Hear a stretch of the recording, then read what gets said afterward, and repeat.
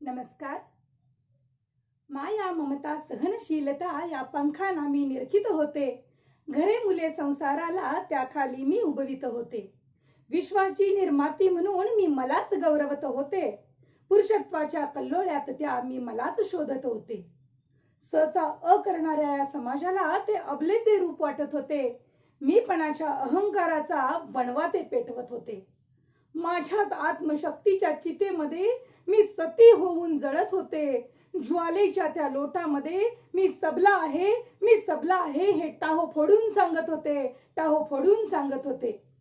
बंधू आणि भगिनीनो, मी सौभाग्यवती रुपाली राजेंद्र पाटील आपल्यासमोर विषय मांडत आहे, स्त्री सबलीकरण आणि तिची सुरक्षा.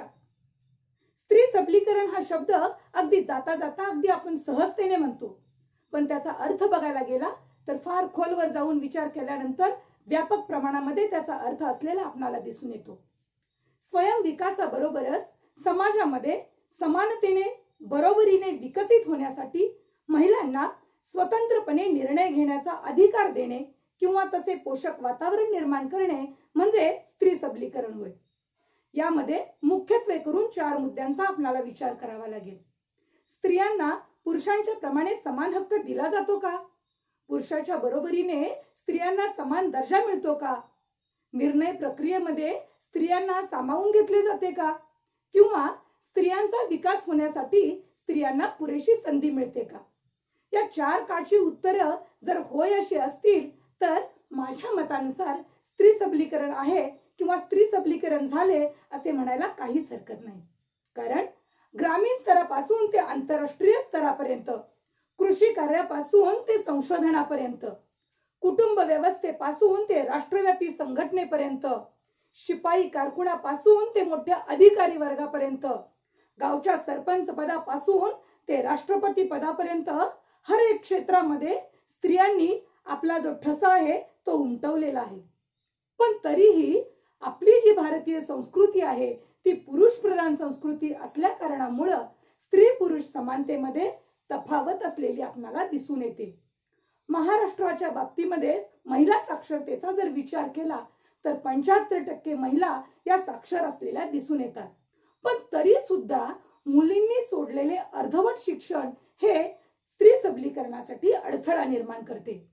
पुरुषांच्या बरोबरीने खांद्याला खांदा लावून स्त्री काम करते, पण तरी सुद्धा मिळणारा मोबदला हा पुरुषांच्या पेक्षा कमी प्रमाणामध्ये स्त्रीला दिला जातो.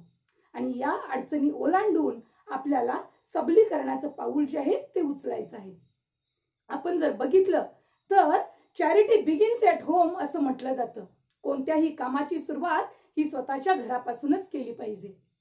घराघरामध्ये मुलींना समान हक्क दिला पाहिजे. स्त्रियांना शिक्षणापासून वंचित ठेवून चालणार नाही, तर स्त्रियांना समान दर्जा दिला पाहिजे.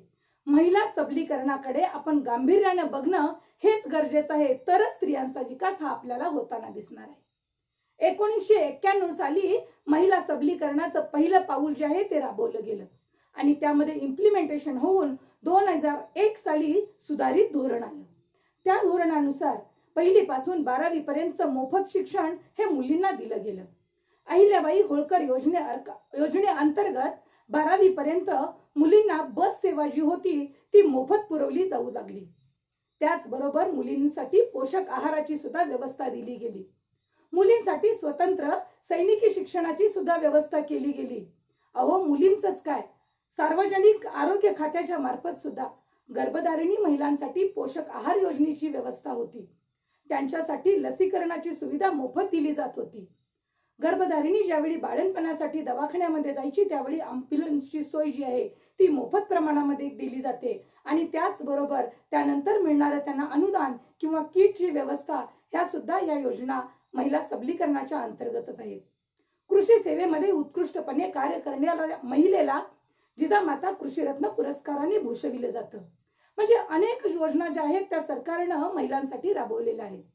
घटनात्मक तरतुदीनुसार सुद्धा तक्रार निवारण समिती असू दे, रॅगिंग बाबत कडक कायदे असू देत, हे महिलांसाठी केलेले आहेत आणि त्या दिशेनं पावले सुद्धा उचलली जातात. पण तरी सुद्धा आज समाजामध्ये वावरताना खरोखर स्त्री ही सुरक्षित आहे का याचा मात्र आपल्याला विचार करावा लागेल. आज नारीचे रक्षण करण्यासाठी नारीनेच पुढे आले पाहिजे. पुरुष स्त्रीचे रक्षण करू शकतो ही कल्पना जोपर्यंत समाजामध्ये आहे तोपर्यंत नारीचे रक्षण कसे होणार? तिच्यामध्ये सामर्थ्य नक्कीच आहे. महिला म्हणजे महत्वाकांक्षी, ही म्हणजे हिमतीने लढणारी, ला म्हणजे लाजाळू किंवा लज्जाशील. या गोष्टींचा अर्थ या अर्थाप्रमाणे धाडसाने आणि हिमतीने काम केलं पाहिजे. स्त्री ही जननीच्या रूपामध्ये सृष्टी देते, लक्ष्मीच्या रूपामध्ये वैभव देते, सरस्वतीच्या रूपामध्ये विद्या देते, शक्तीच्या रूपामध्ये बळ देते. तिचा आदर्श रूप हे देवीच आहे. सौंदर्यामध्ये ती श्रेष्ठ आहे, लढू लागली तर ती रणचंडी आहे, तपस्येमध्ये ती पार्वती आहे. समाजातील वाईट चालीरीती, चोऱ्या माऱ्या, बलात्कार, अत्याचार, गर्भपात अशा वाईट गोष्टींचा नाश करण्यासाठी दुर्गेची भूमिका पार पडा.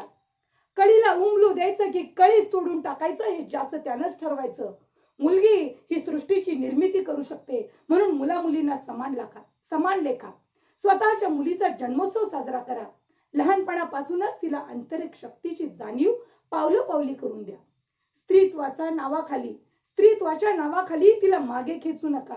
आणि हो, स्वातंत्र्य आणि स्वैराचार यामध्ये पुसटशी रेष असते, ती मात्र आपण तिला कधीच ओलांडू देऊ नका किंवा तुम्ही ओलांडू नका. भारत मातेच्या आपण सर्व नारी आहोत.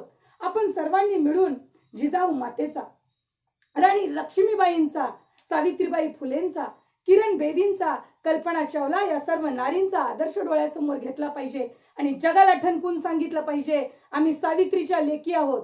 सावित्रीच्या आम्ही लेकी उंच भरारी घेऊ, गृहसौख्या बरोबर देश सेवाही करू. सावित्रीच्या आम्ही लेकी नवी क्षितिजे पार करू, देशाचं नंदनवनात रूपांतर करू. सावित्रीच्या आम्ही लेकी स्त्री भ्रूण हत्येला टाळू, समाजामध्ये वावरताना अन्यायाला ठेचून काढू. सावित्रीच्या आम्ही लेकी दश दिशा उजळून टाकू, अज्ञानरूपी अंधकाराला मुळापासून तडीपार करू आणि या समाजाला ठणकावून सांगू, स्त्री ही सबला होती, आहे आणि राहणारच. धन्यवाद.